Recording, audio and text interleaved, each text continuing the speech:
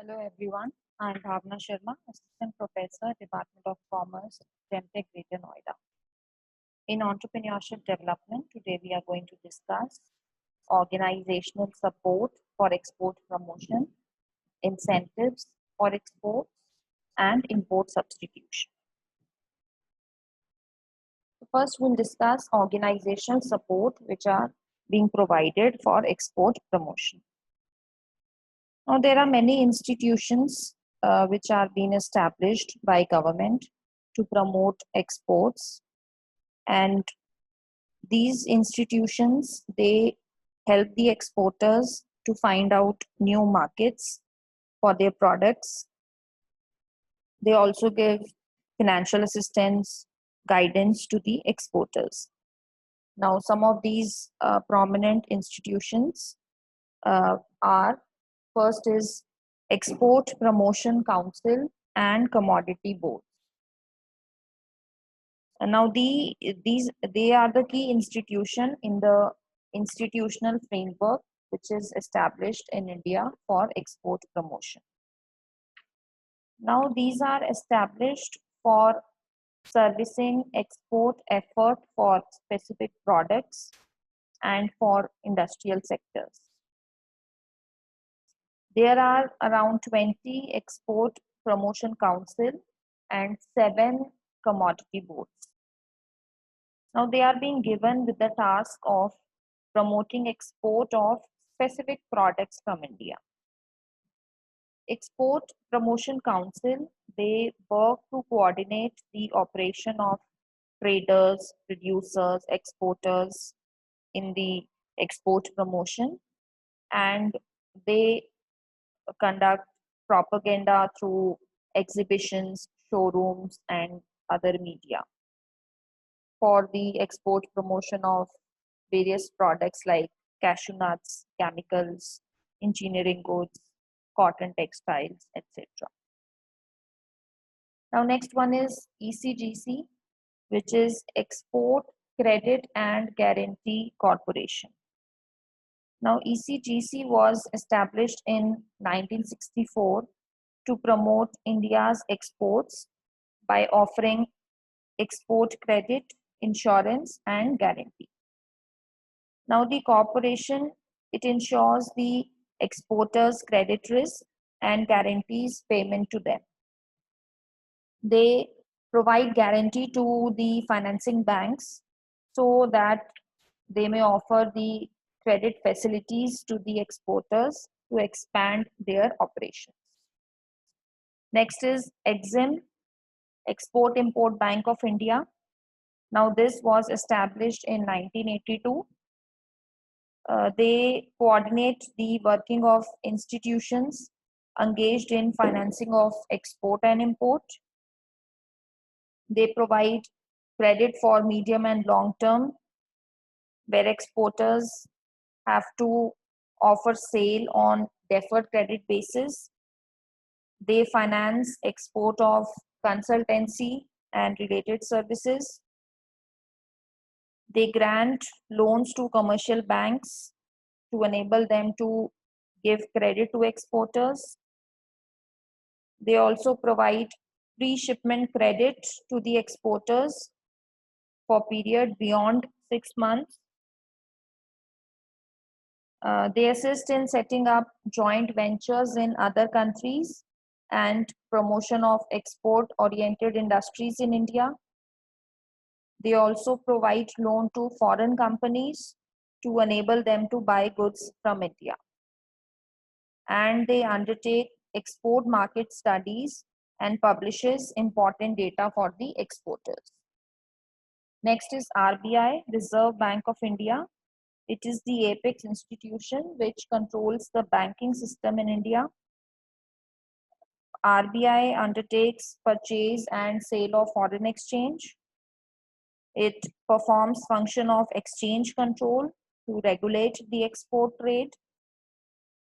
RBI issue guidelines for banks to finance the foreign trade and provides rediscounting facilities to the banks by rediscounting the foreign bills. Next is commercial banks. Now banks provide various kind of services, like they provide cash credit facility, overdraft facilities to the exporters. Banks, they collect bill of exchange on behalf of exporters. They provide finance for the procurement of machines to be used for producing export goods. They collect information regarding credit worthiness of importers. They also purchase the foreign bills, discounts that, and grant loans against shipping documents. Next is FIEO, Federation of Indian Export Organization. Now, this is an apex body which coordinates the activities of its members under the Societies Registration Act. Now, FIEO promotes the exports from India. It sends the trade delegations to various countries, and they also receive similar delegations from abroad for export promotion. It undertakes publicity of the Indian products in foreign countries. They participate in international trade fairs and exhibitions. FIO also renders suggestions to the central government on matters which are related to export trade. And last is ITPO, India Trade Promotion Organization. Now this was formed with the merger of Trade Fair Authority of India and Trade Development Authority. Now this is the premier trade promotion agency of Government of India. It is headquartered in Delhi, and they have also set up their offices abroad. Now ITPO is a service organization which maintains close interaction with trade, industry, and government. They serve the industry by providing marketing information. They support for participation in fairs. They help in developing export of new items. They set up a trade information center in Delhi. They hold international trade fair every year in Delhi. So they also organizes trade fairs in other Indian cities and abroad also to promote India's foreign trade. Next is, what are the incentives which are given for export promotion? First is duty drawback. Now it refers to the refund of central excise duty and custom duty, which is paid related to the purchase of raw material and other inputs, which is used in manufacture of a product.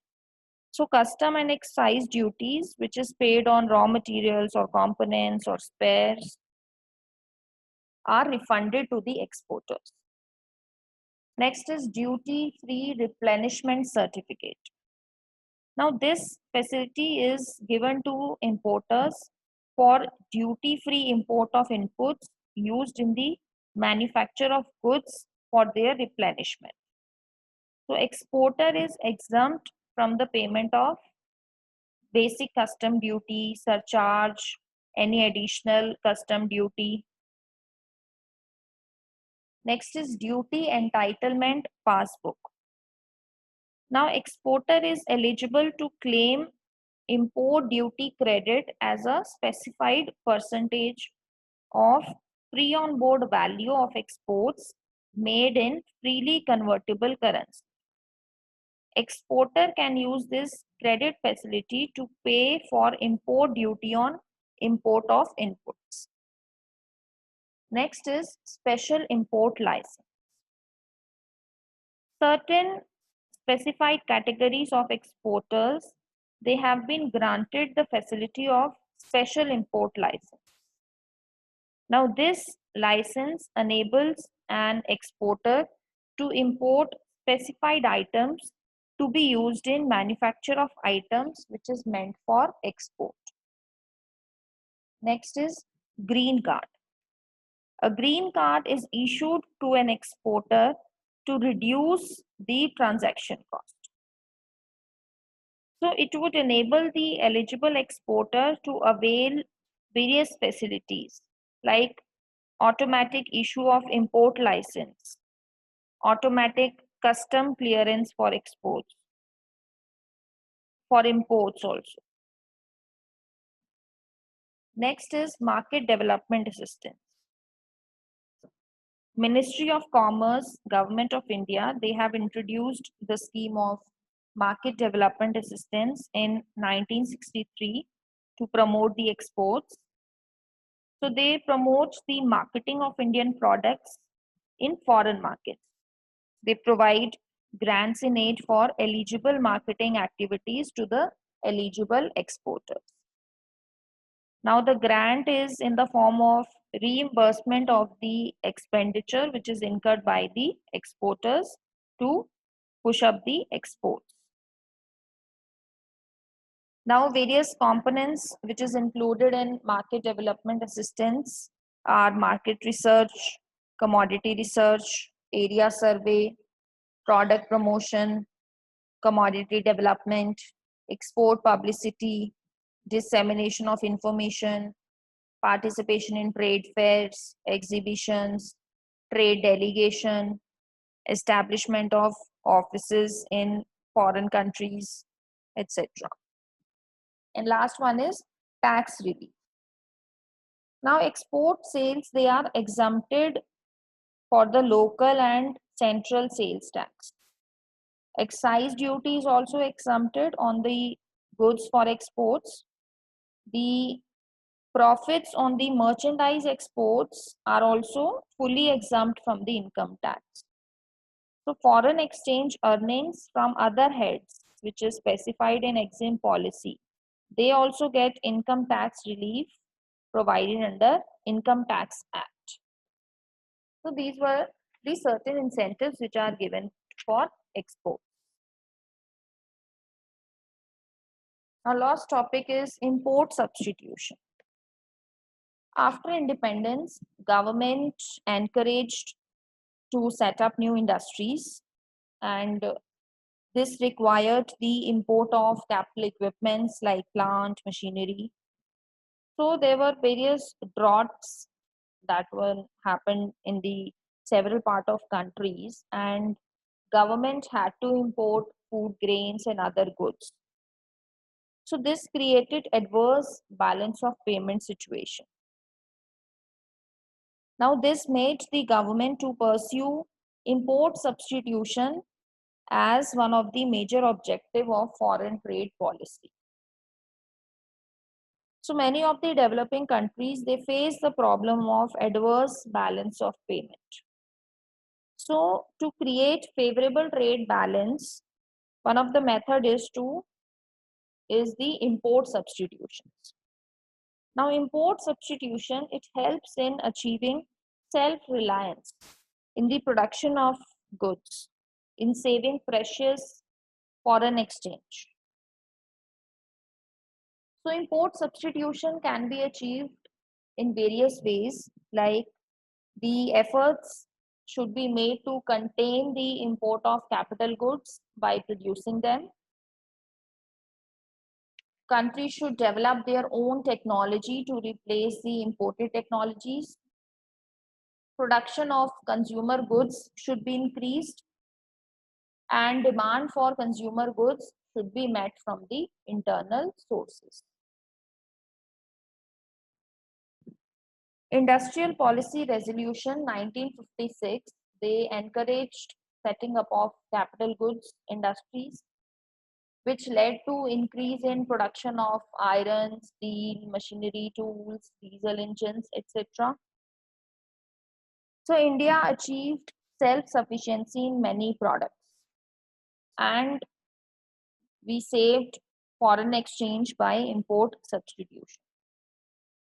And because of certain tax concessions, various facilities which are being provided by government, several entrepreneurs, they have come forward to set up units to produce the consumer goods or industrial goods, which also helps in the export promotion and import substitution. Thank you. That's all for today.